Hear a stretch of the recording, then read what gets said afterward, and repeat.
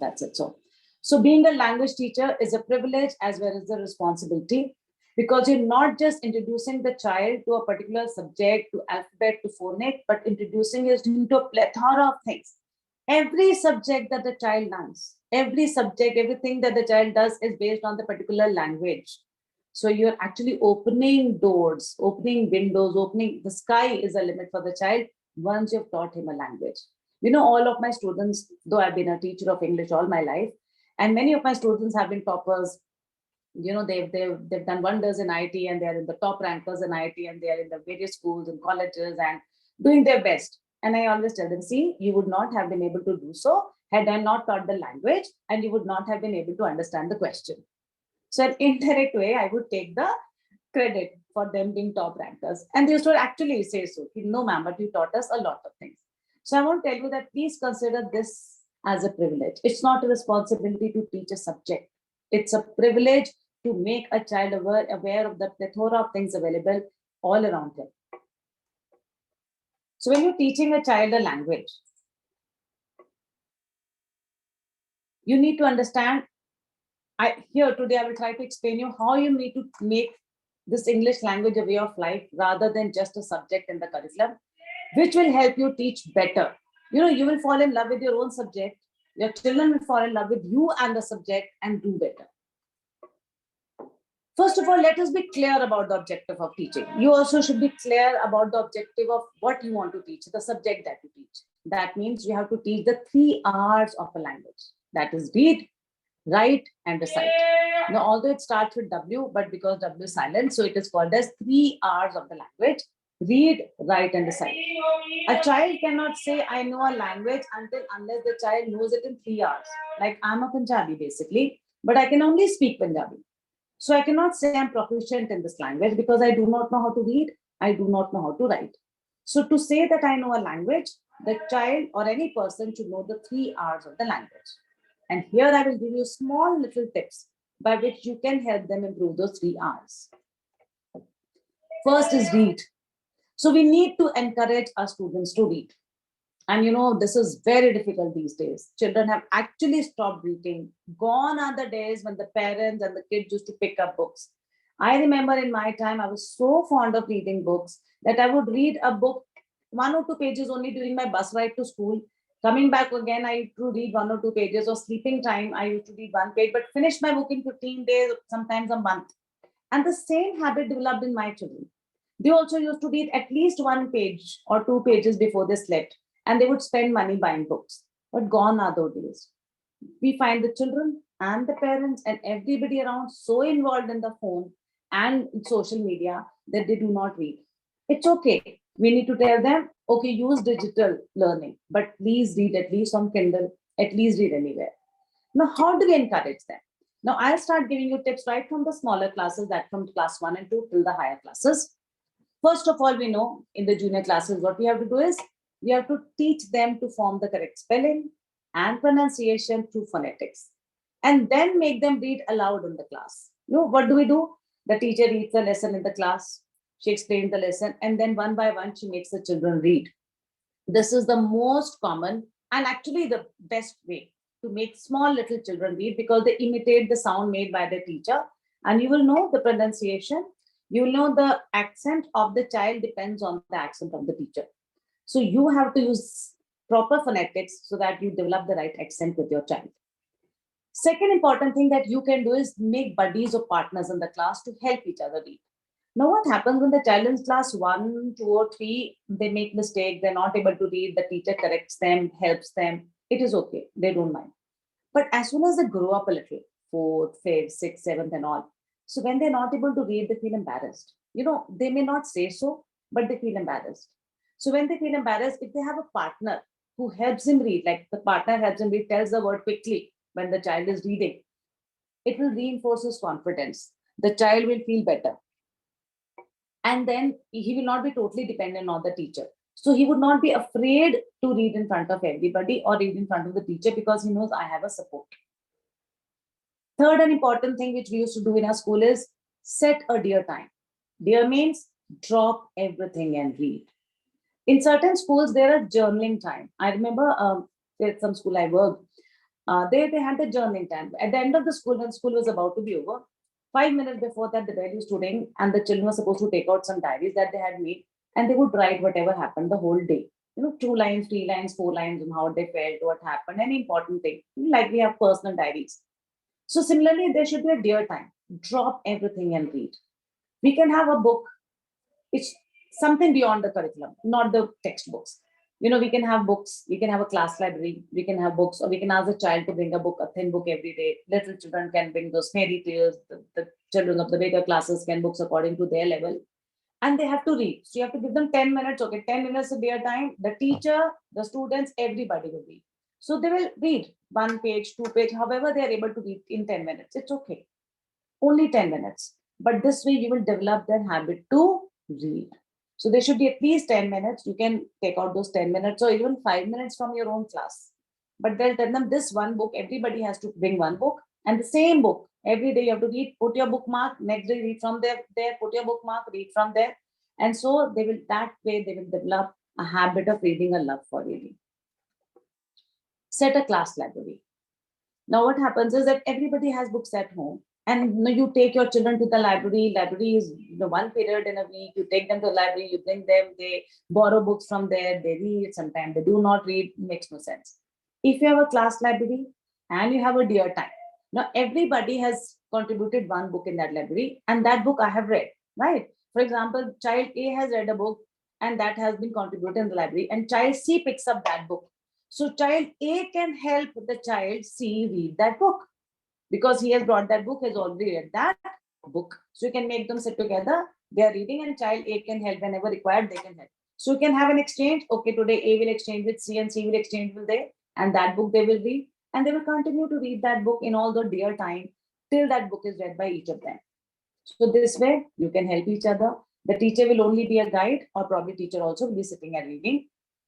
Now, when they're reading, please tell them that they have to read for pleasure. You can see my point here. Tell them you do not have to make meaning of every word that is written. You do not have to know every word that is written. Read it, because books open your imagination. You can infer the meaning of that word. You can imagine whatever you want while you're reading that paragraph. Maybe it is something about something. You might have imagined something, whatever it is. Try to understand on your own, enjoy it. Because when the child will keep on asking, what is the meaning of this word, or keep on looking to the dictionary, or keep on coming to and asking or how to pronounce it, they don't have to read aloud. Tell them, read in your silent reading, read it. Whatever comes to your mind, however you're able to pronounce that word, read it. You are reading it for pleasure, not to give exam on that particular paragraph of the book or the lesson or that page that you read. And tell them it doesn't make, even if it doesn't make any sense, read it, make your own story, make your own imagination, bring it to your own context. Encourage your children to gift books on birthdays. Gone are the days. I remember in my school days and my school time used to gift each other books. Tell them now again. Tell them that books also are a good gift. Children, you keep thinking, oh, my friend has invited for birthday, what do I give? And then you have a, kind of a budget, oh, this money, that money has to be spent. No, give them a book which is economical and the best gift you can ever give to your friend. So when a book's, now for example, if I want to read a book and I, through my pocket money, I can buy only one book, but there's another book that has been launched and I want to read it. What will I do? I buy that book, gift it to my friend on a birthday, let her read first, and later on I can borrow from her. So the gift that you give her as a book is a gift that you can borrow back and read. But other gifts, if you give them, you probably may not borrow them back to use. So try to give them these little tips so that they are encouraged to give books to their friends. This is about 3 hours. Coming to the next hour, that is encourage your students to write.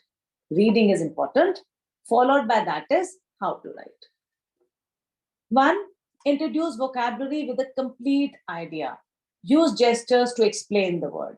Now, what do I want to convey here is, what do I want to convey here is that when you give them vocabulary, like we say see, they are little children, class 1 and 2, they have come to know the word see. Whenever you give them word, give the complete idea. You tell them, okay, see means I'm looking here. Look, this is look. Watch is this. Watch is this. Why? Because when something is in movement, when you're watching something in movement, we use the word watch. Like we watch a movie, we watch a match, right? We watch something. So tell them the difference. Use your physical gestures and explain them the meaning of this word right from the childhood. Don't tell them, that, okay, they need, the word has come, see ka meaning, what are the ability to use your eyes, this is it, and make a sentence. No. If a word comes, you have introduced a word, introduce the relative synonyms too. As they grow, for example, they're in class 1 and 2, we have given them 3 words: see, look, watch. As they grow, fourth and fifth, okay, see, look, watch, examine, right? That's another word. Peer is like this. Examine, the doctor examines the patient. Another 2 more words have been added. You are enriching their vocabulary like this, right? Rather than random one thing, like word of the week or word of the day. If you start one synonym of that particular word of a series that you've taken, you'll be introducing the child to the different words. For example, afraid, frightened, scared, and so many words. One day explain afraid, another day frightened, tell them the difference between the two, another day scared, tell the difference between the three, and so. And use your gesture, just as I just said. Let's see is this. See, look, and watch. So they will understand that watch is the word I have to use when there are things in movement and I have to look here and there. It's not that they have to look like this. It's saying that things are in movement. So we watch things when they're in movement. Play word games with them. I know as a teacher of a subject, you have particular periods, 8 periods, 7 periods per week in which you have to complete a course. I would advise you, you might miss out 1 or 2 literature lessons. You may not be able to finish all 15 lessons of literature that have been given in the book. You might have to miss out 1, 2. But playing these things, doing these things, and making them adapt in the 3 hours is very important. Because again, English is not a subject to be completed in stipulated time. It is a language whose proficiency is to be gained, or competency has to be achieved. And now there's so much talk about competency, competency-based question paper, competency learning, and so on, that in order to attain proficiency and competency, you have to do something beyond the curriculum. So play word games. And I don't say you have to use the whole day. Like I just introduce vocabulary, 1 word per day. Next day, you're telling the difference. Third day, introduce another word, tell the difference. It takes 5 minutes. Play word games. Go to the class every day. You start warm-up session. You will play a word game. You write 1 word, tell them to make 100 words, as many words as they can, 2 and 3 letter. Okay, you give, or sometimes you can play Scrabble, or you can just write 1 word with blanks in between, tell them to make up a sentence or make up the word and then tell the meaning. Anything, or just write 1 sentence and tell them, okay, I want the meaning of this word in context. You should be prepared. And there are thousands of such games that you can play. Just one quick word, and the kids will be alert. They would know, okay, and they'll be excited. They'll be excited to have you in the class because they know that today you're going to come with something new. And when they play, they learn more. We all know this. So let's it not be okay, open chapter number this, lesson this, and this, and let's start. No. Quickly, you can have a word game on the basis of, you know, as a pre-activity for the lesson, the poem you're going to teach. There would be some sense. You can start with that. So you need to have a word game, and that is a quick warm-up game to break the ice and to introduce the chapter or whatever, and play that. So you'll feel the children are alert, and you can just distribute toffees or anything. I'll give you a very simple tip how to appreciate your children and how you're going to boost them. So but when you're playing a game or something, there should be some motivation, either an applause in the class or some badge or something that you give them, which they look forward to. Okay, today what ma'am is going to challenge us with, and what are we going to get? Then make acronyms. Remember when we did the Pythagoras theorem? When I was in my school, I was told PPB, so it was Pandit Hari Prasad, Har Har Bole. We were taught that. Till date, I'm a teacher of English. I studied long back. Till date, I remember, I will never forget that Pythagoras theorem, like this P upon H, and then another is, B upon H, and also on. So similarly in English, make some acronyms. Like we have adjectives. And we know that there is a particular sequence to be followed when we have so many adjectives in number. We say origin, then shape, size, color, and so on. So make an acronym like OSISCOM. I made that. When I used to write OSISCOMP and then teach O is for origin, S is for shape, S is for size, and so on and all that. So my kids also learned it. Like VibGure. When we use the word VibGure, we all know the colors. We will never forget the sequence in which the colors in the rainbow occur. So you also make your own acronym. It is not to be necessary that it has to be something that you'll find on Google or everybody is using. Like in order to learn those 9 planets, there is some line, some rhyme that goes. So you can make your own acronyms. You want to teach the 4 kinds of nouns, you want to teach the 10 kinds of pronouns, you want to teach them kinds of adjectives, make an acronym on your own and make your children learn. They will never forget them and they will never forget you, because you taught them to remember them in a sing-song manner or in a very, very simple acronym manner. As I just said, give them interesting subject enrichment activities. We give them, after the lesson is over, the grammar lesson is over, we do the exercises in the book and we give them a revision test. Try to give them this kind of exercise, or we have to give them projects. Try to give them such projects, in which they have crossword hai, puzzle hai, there's a picture, there's a composition, there's something which is interesting rather than just those boring 5-7 sentences of exercise that they have to do. So when you will give them something interesting, they will look forward. They will make the copies colorful. Tell them, okay, we'll do this. You'll have beautiful copies. Okay, we'll make a wheel chart or we'll make a tree of adjective. And that is your homework or classwork, and they will do it. You'll find them, they will come out with such lovely ways that you yourself will get astonished that English notebooks can be so beautiful. Because in my school, it happens. They color it, children enjoy coloring, tell them to do so. Give them a lot of samples to read. Now, what happens is teachers, even if you are in teaching 6th, 7th, 8th, or Preeti as you're teaching 11th and 12th, we teach them the format of a writing scale. Suppose it's a short paragraph, it is article writing, it is letter writing, or whatever. What we do is we give them a lot of formats and we tell them this is it, and then we even give them a sample. What have we done is we have taught them how to write, right? We have taught them in an article, you have to have the title, then the name of the person, then introductory paragraph, and this and that, or letter, maybe have this, salutation, subscription, all that we taught. So we have taught them how to write. And now we expect them to write nice. With one example, one format, they cannot. So you have to give them a lot of samples to read. What I used to do, and my teachers now in my school do, is that if your school permits, we used to get photocopy. For example, I have taught them articles in class 12. Then I would get some from the good refreshers, best refreshers, or whichever source I can. I would get some 5-10 good articles written and get them photocopied, distribute them to the class. So once, suppose I was taking 3 sections or 5 sections, the same sheet can go to the next class and so on. I would carry them, distribute and do nothing. All of you now have to sit and read. If we give them to take home, they will not read, especially the students of 11th and 12th and 9th and 10th. Don't expect them to spend time on English as a subject once they go home. We don't do that. In the class itself, all right, I've taught you articles. Today is my day. I've taught you the entire format. Now I'm distributing these sheets to you and I'm standing, you all have to read. Stand and take round. Tell them to read. 1 article, 2 articles. In that period of 40 minutes, they'll be able to read at least 3-4 articles. Next period again, 1 more period, you can go and distribute the articles again. Tell them to read another. Once they've written 5-10 articles like this, then give them a topic to write. And this goes to every class. Like for example, if class 1, we are teaching them my favorite fruit, we are not teaching them to write 5 lines on an apple. We need to teach them a concept that how they need to write 5 lines on any fruit. So for example, student A writes my favorite fruit in apple, it is red in color. Student B should be able to write my favorite fruit is mango, it is yellow in color. So we have to teach them a concept, and that will come after we have given them. In case you cannot give them such worksheets, now every school has smart class. You can bring some samples on the pen drive, put them in the smart board, let it be on there, tell everybody to read. And you be there. You see to it that everybody is reading. Once they've read, turn on to the next, another article, read. They all will read it, another turn, another article. And you see to it that everybody is reading. You have to take rounds. You have to be vigilant here. Otherwise, if the child is not reading and staring at the board and winding off time, you would be wasting your precious 40-50 minutes. But if you ensure that every child in the class who's there is reading, you will ensure that the time is used.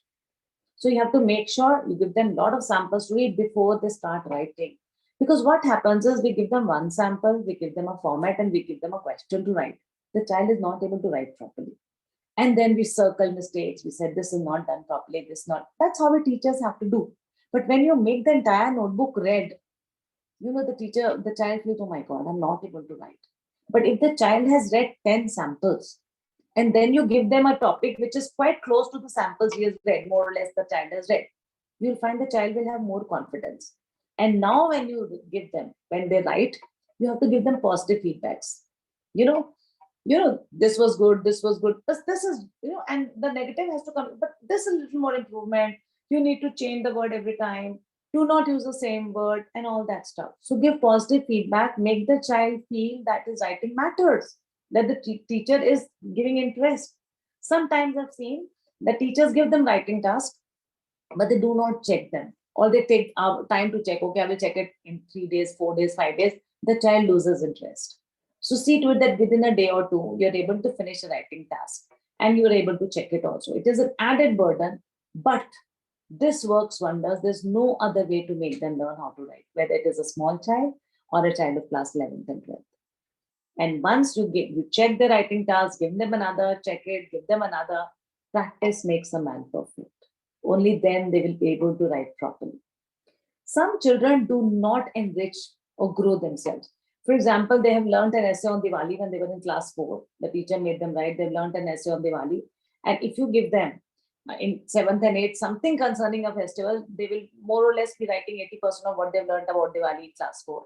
Even if you give them in 12th something about Diwali, though they'll be writing about Lord Rama return from exile and everything, and then they might be coming to the pollution and all other things that are happening. They grow very less. If you want them to make them grow, this is the way you have to give them samples to read and improve. I would tell them the same essay written by a child of class 4 would get 10 on 10. Written by a child of class 8 would get 6 on 10. Written by a child of class 12 would get 2 on 10 or 3 on 10. Because it is the same essay. Because we expect the growth in the level of writing with the growth in the grade. So you have to tell them that you do not have to stick to what you've learned today. You have to grow with every grade, every class that you go next. You have to grow. You cannot write the same thing. You have to use another word. You have to enrich your vocabulary. You have to make your sentences crisper. And that is how you will improve. Do not make them stick. We have given you a small parameter, a basic sample, but this is not the benchmark. You have to work higher and higher with every class. Third and most important, encourage them to speak.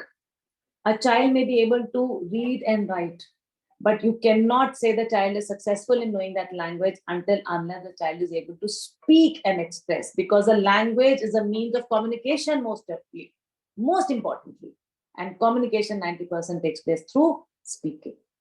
And what is the most common problem that the children have? Why they don't speak?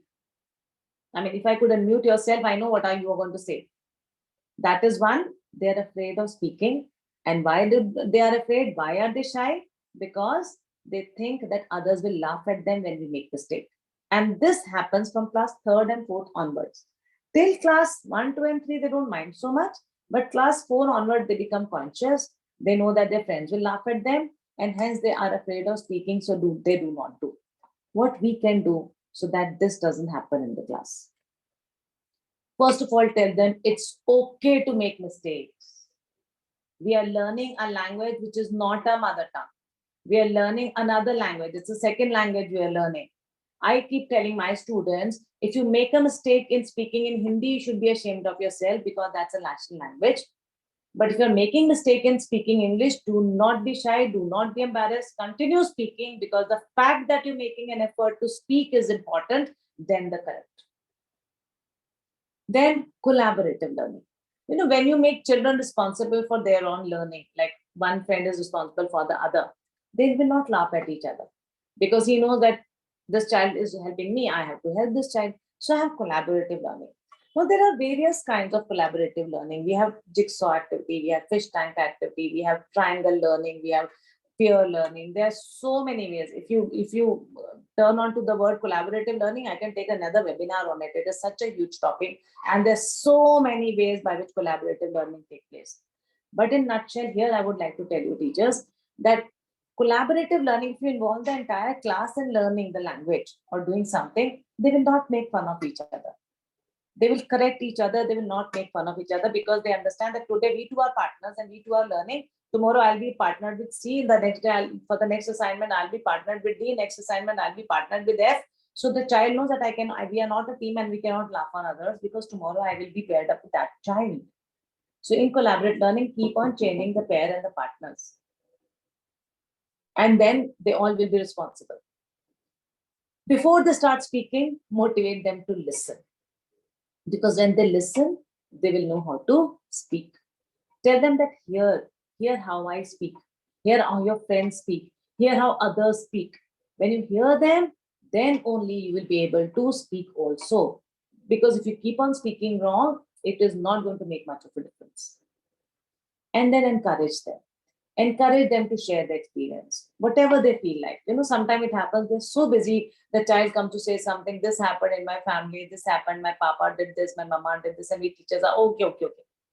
Basically, they're communicating. If they're speaking to you in English, however, right or wrong, please listen to them and motivate them to speak. Because in whatever context, what is happening is a learning of English. They are at least speaking. Before I begin to the next slide, I would like you all to watch this video. That was funny, wasn't it? So we teachers are so used to correcting our children when they make a mistake. Like this priest was making faces as soon as a woman was speaking wrong. Probably he was a grammar Nazi. So we also, even it comes in my, when I hear somebody saying wrong, even I get that impression. But we have to control ourselves. We have to listen patiently, check the mistakes once they're finished speaking. If we keep on interrupting them in routine like this priest was doing here, the child will lose interest in speaking. They will feel that there's no point in speaking, and they will lose confidence as well. So listen to them, whatever they're saying, just note down the mistakes in their mind. Do not even make that funny expression of, oh God, why are they you saying no? I know it is difficult to control, but I too do it. I have to control that, listen to them, whatever they're saying in right or wrong, in whatever manner, and then correct them later.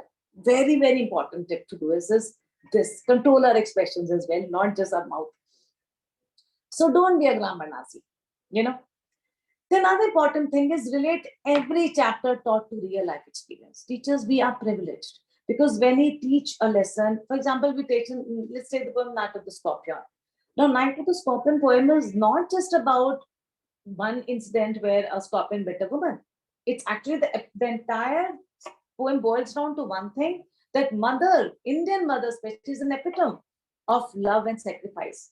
How a woman, thank God, after being in undergoing painful for 24 hours, when she was recovered, she thanked God that the scorpion bit on her and not her children.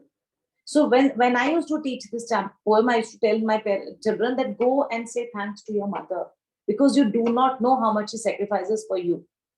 So relate every chapter, like it's like the poem that two roads, it's again choices in life. You remember? Or we have Salter Reaper, or we have lessons, like there was a lesson on Kargil when I was teaching class 8 or something. And there was a story about how one man died and how things happened in Kargil. It was about revolving around one Subedar or somebody. I told my children to get more stories about such Kargil war heroes. And, they Googled, and talking 10 years, 15 years back, when it was not so easy to get things. So they Googled, they found, and every child, then they shared one or the other story about one or the other person they brought, and all those war heroes. By the end of that period, when everybody read out what they've come to know, little short stories about different people, almost entire classroom was in a very solemn mood, and we were in tears. And we all were filled with pride. If I was able to change even one child, and that one child decided to be in army after reading that chapter, my day was made. I probably did my duty. English is the only language, or you can say subject, if you consider a subject, where you can relate every chapter to real life experience. A chemistry teacher, a science teacher, a maths teacher does relate it to real life things, but not so much as we can. And this way you can make your lessons interesting. They would want to know. Every lesson, every chapter has some moral, something in it. For example, on the face of it, we have, or there's so many lessons. I mean, rat trap, if you talk about any lesson in any classroom, there's so many chapters and you can relate them. So please relate chapter to real life experience. You will see your children are looking forward. And then, they will not have to learn the answers. They'll be able to express because it has got deep rooted in their heart. They will not take it as just a chapter in the textbook, which has to be learned and written for answer. They will understand as a chapter of life. And last but not the least, appreciate every improvement, however small it is. Now, It can be applaud. It can be giving them a toffee.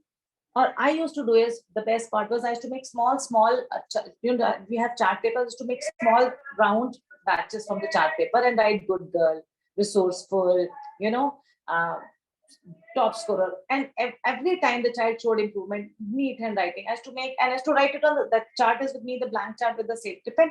I used to go to the class and every little improvement shown by a good improvement. And that child, I used to pin up that badge to the child. So that child would carry that badge throughout the day, even during the break time, take it home. They would be holding on the badge, go home, and next morning they would come back and return it to me. It made such a huge change in my class because every child was appreciated for any little improvement they did, whether it was in the writing, whether it finishing their work in time, whether they're completing their notebook, whether it was bringing, when I said, okay, let's bring more information about the Kargil war heroes, those who brought it, appreciate them, applaud them.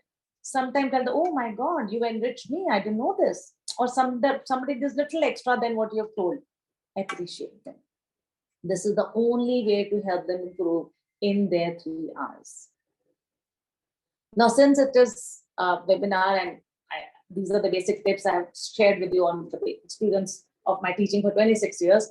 But if I have to give you some technical things and terms that let me understand this, these are the language teaching strategies. One is communicative language teaching. This is CLT. It focuses on fluency and communication rather than accuracy and lessons for more hands-on than theoretical. It means when you're trying to teach them spoken English, you do not focus on grammar or spellings and everything. You only focus on communication. So that can also be one way to make them learn, okay, we have those spoken English classes. They basically are based on this. So tell them to speak, even if they make mistake, first let them have the fluency of speaking. Grammar, as they will learn in the classrooms, as they will grow into the grade level, they will learn and eventually they will improve. Like it takes a lot of time for little children to understand that with do, does, did, we have to use root form of verb. If they know this much, let them speak. How does it happen? Why does it happen? Even does this happen that we use root form of verb? That can come to their life later. Another is task-based language learning, that is TBLT, in which the learners use the language skills that they have already have to complete the task. The teachers give them a task. For example, you've given them a crossword, you've given them a Scrabble, you've given them to write 10 adjectives. For example, you read a chapter. Now you're reading a chapter, tell the children, I am dividing into 6 groups. I'm reading a chapter. And after I finish the chapter, I will ask you to do something. One group will have to write all the nouns that were there in that paragraph. Another will write all the adjectives in paragraph. Another write down all the verb in the paragraph. Another has to note down the prepositions. So this way, you will make the children attentive. They will listen to you carefully because and don't tell them that you have to write now. That you tell them later. If you tell them that you have to write the noun, that they will be focusing only on the noun, not the content. Don't tell them beforehand. Tell them, I will tell you after I finish the paragraph, let me explain this. So you will see that they will listen to you very carefully and then okay, now you have to mark down all the nouns, you adjective, you verb, you preposition, this and that. They will quickly write, whoever finishes come. But before that, you also have the list ready so that you can quickly check as they come with their answers. This is task-based language learning. This is just one tip again. Then content and language integrated learning. This is CLIL. In this, it is taught as like one subject, for example, biology, science, history, maths, whatever subject they're learning. They are passively learning English also. Because if it's an English medium school, they're reading and solving all the problems and the questions in English. So they're learning a language. So it is integrating 2 subjects. So sometimes you can take words from they have learned in other, for example, science. Okay, what was done today? Water cycle. All right. So process, condensation, evaporation, all that, there are few words that they must have learned. So that way also it has enriched their vocabulary. So this is passive learning. Cooperative language learning, in which collaborative learning, as I just told, that you make groups, you make peer groups, you make twin groups, you make a learning triangle, you make 6 children into one group and keep changing. Sometimes this activity is for 2, this activity is for 3, this activity is for 4. Okay, if this activity is for 4, next time these 4 is the pair, next time the other 4 will be the pair. So every child has to be paired up with everybody so that there's no competition that and my team wins always. No, because today you are in team A, tomorrow you'll be in team B, tomorrow you'll be in team C, and so on. So collaborative learning where there is more focus into learning rather than competing with each other. Then there's a direct method, where what we do is that all teaching happens in the target language, where we are forcing the learner to speak in that language. They say, if you want to teach somebody to learn swimming, throw them into pool of water. They will use their arms and legs. So similarly, you throw them into plethora of words of English, just speak to them in English, no other language interaction. Slowly and gradually they will pick up because there'll be no option left for them. Another is grammar translation. Now we know that the child who's not able to speak in English actually knows a particular language. They are quite versed in their own native language, probably Hindi or Marathi or Gujarati or Malayalam or whatever. So it's not that there is lack of thought process or the lack of knowledge. There's only lack of communicating it. So here you need to translate. You need to help the child speak in whatever language so that they're able to express. Otherwise, they feel very restless. They feel very frustrated. Ma'am, may I speak in my language? Sometimes they say so. So at times we have to translate what they want to say in front of them and then tell them, okay, now you speak in English. So when they're speaking in their language, translate into your in English language and then tell them, okay, now I have translated everything, now you say it again. So this takes a little time, but this is one way where we have, vernacular languages and all others so important. And nowadays with NAP, even the government says that the children till class grade 5 should be taught in their own mother tongue or their own language, the local language, so that they understand. Because absolutely the purpose for teaching is that they understand. But since we are teaching language, we cannot do that. That maths, unko Hindi mein aaya, maths mein it is okay. But here we have to enforce that we translate those words for them, translate sentences for them from their native language to English so that they're able to communicate. Audiolinguism. Most of the schools have these English labs. So here the child learns by repeating, by repeating the teacher's words. What happens in the smaller classes is that the teacher reads and the children read after her, then the teacher reads, then they read after her. So this is repeating. They may not understand the word, what it means, but they at least understand the phonic and the sound, and then they relate it. And now we have language lab where the child speaks and records, and then the correct pronunciation is also played, so they know where I have made mistake, and the senior children have other kind of activity. So this is audiolinguism.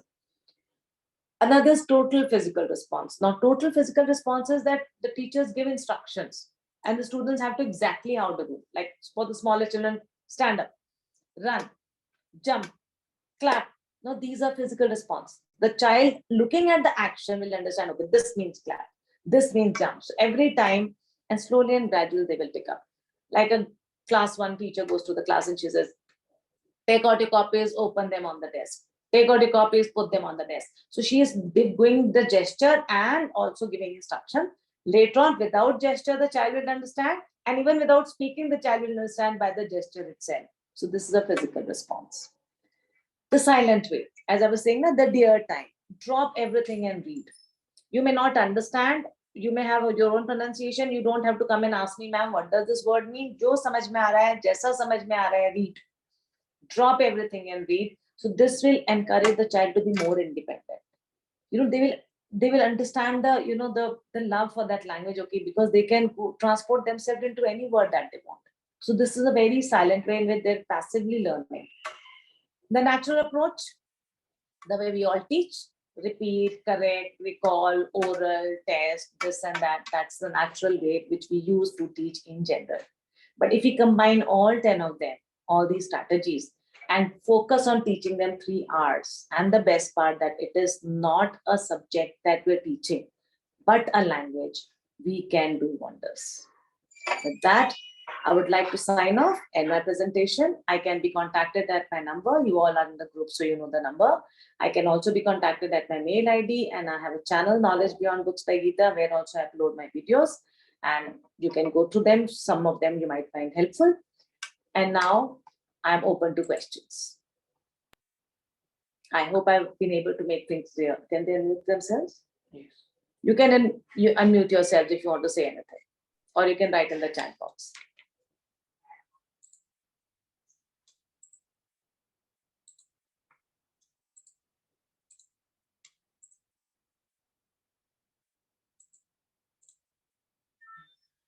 Please unmute yourself and speak up anything if you want to ask anything.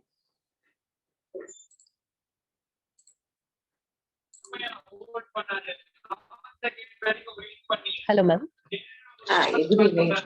Ma'am, I'm Shittu. I'm not from my English background. I'm a physics teacher, Oh, but I'm a principal of a school, hi. and I wanted to improve the English learning thing in my school.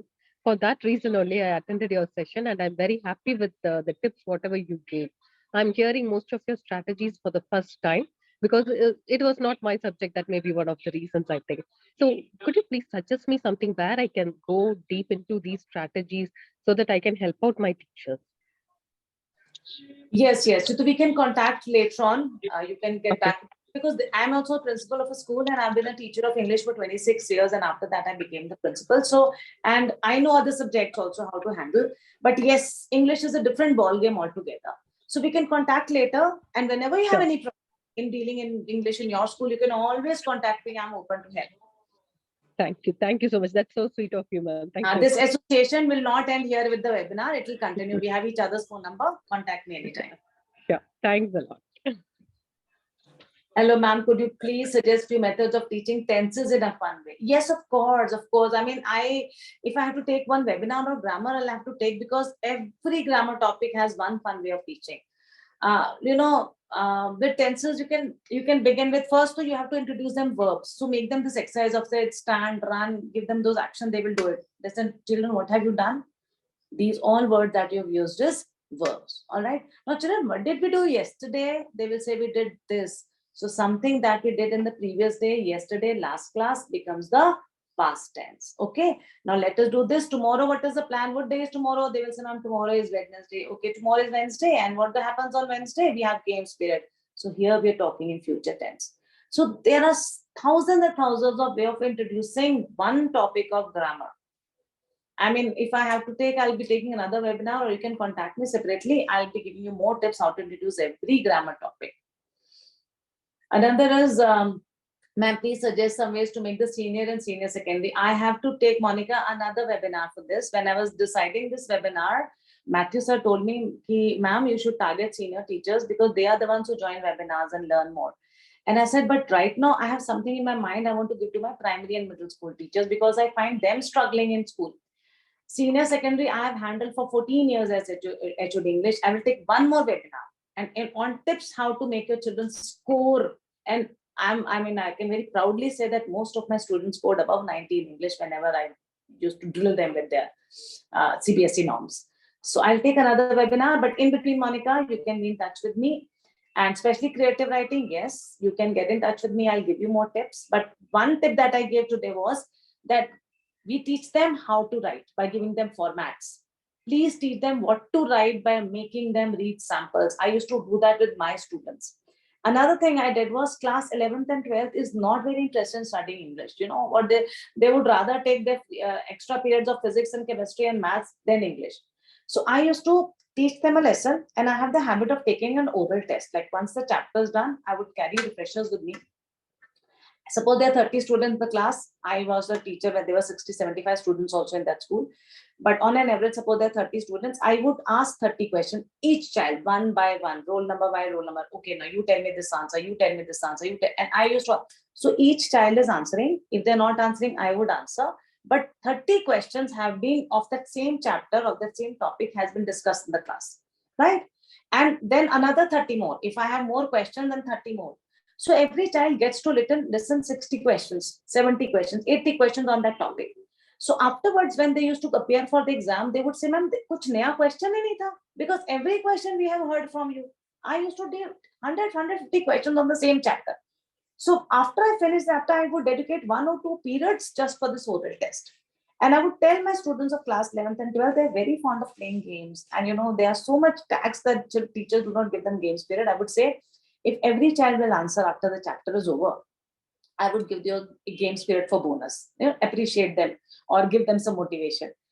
You would not believe, Monica, that my students used to arrange periods from me from the chemistry, physics, bio, maths teachers. Ki nahi, ma'am, Geeta ma'am ka aaj na chapter khatam ho jayega aur aaj oral test hai. She will give us a game spirit, and I would actually give them a game spirit. Similarly, little children, small children also need motivation, appreciation. For example, agreed, ma'am, and direct impression, which will be everlasting. Absolutely, absolutely. And they would love you. They would love their English teacher there. Then another thing is like little children. If you complete the work, I will send you for games. We have co-teachers, we have other people to take care of.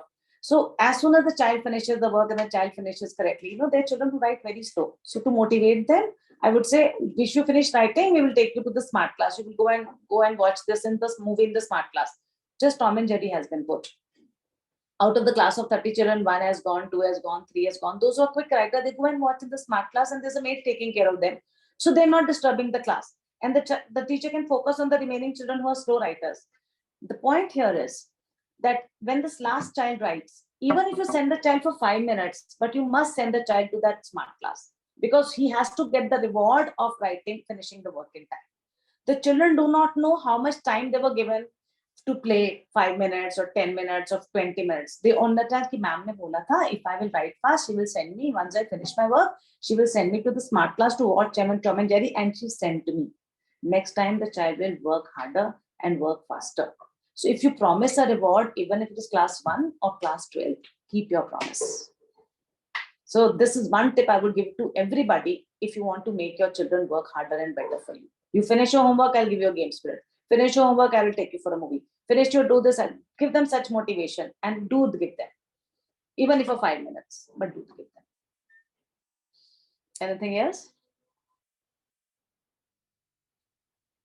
Please speak up if you have any questions here. Very good evening, ma'am. Good evening. Deep to the side. Yes. I've been taking classes 10th and 11th. One common problem which I face in class 11th especially is whenever we ask children, like whenever we take up a lesson, we have initiation activities, then we have discussions, during the explanation of the lesson, and then post the lesson as well, we have, closure activities. The participation would be amazing as far as it is about discussion.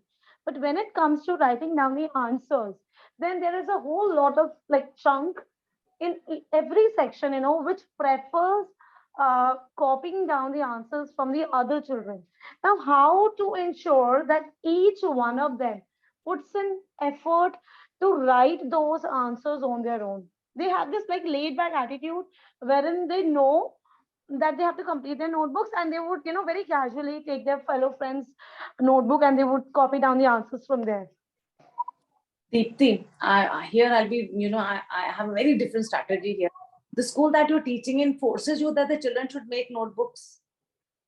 Yes, ma'am. Yes, ma'am. Notebook maintenance is an important criteria. What I used to do is when I was a teacher, even a principal in the senior classes, I don't prefer that I waste my children's time in writing answers in the book. As I used to teach, for example, I've taught the chapter Rat Trap.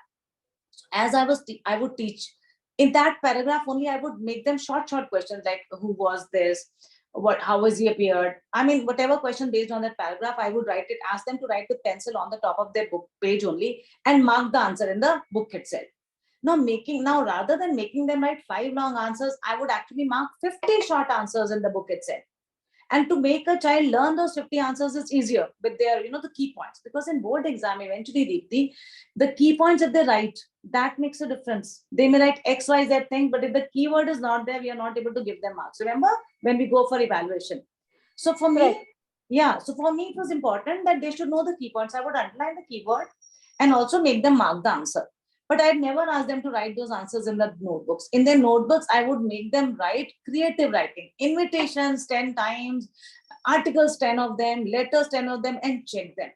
So here the strategy has to be changed. I was fortunate that in the school I was teaching, I was given that liberty because I said I will give you results, and I gave them results. I was given this liberty. The school I am now as a principal, and I was PGT here also earlier. I joined as a headmistress PGT. Again, I was given liberty by the principal, and now being myself. Till class 8, we force the children to write answers, maintain copies, because they should maintain copies. But 10th onwards, 9th onwards, they have so much to do that we should stop wasting their time on writing answers in the copy, but marking the answer in the book. But they should be able to present it from what they remember. So let them learn the keywords and mark the answer in the book rather than writing in the copy. Focus on creative writing. which will come, but if you give them hundreds of samples to read, that Correct. give them format, give them samples, then in your own class, okay, we have read 5 of the articles, another period may we will read another 5, and then in that period only you will write in 20 minutes an article and submit me.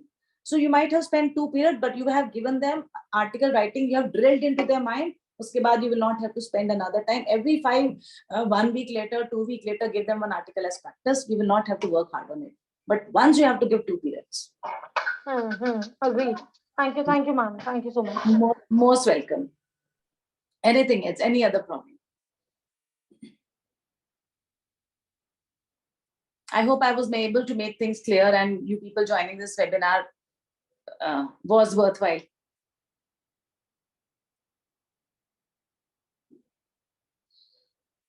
So if they have no questions, and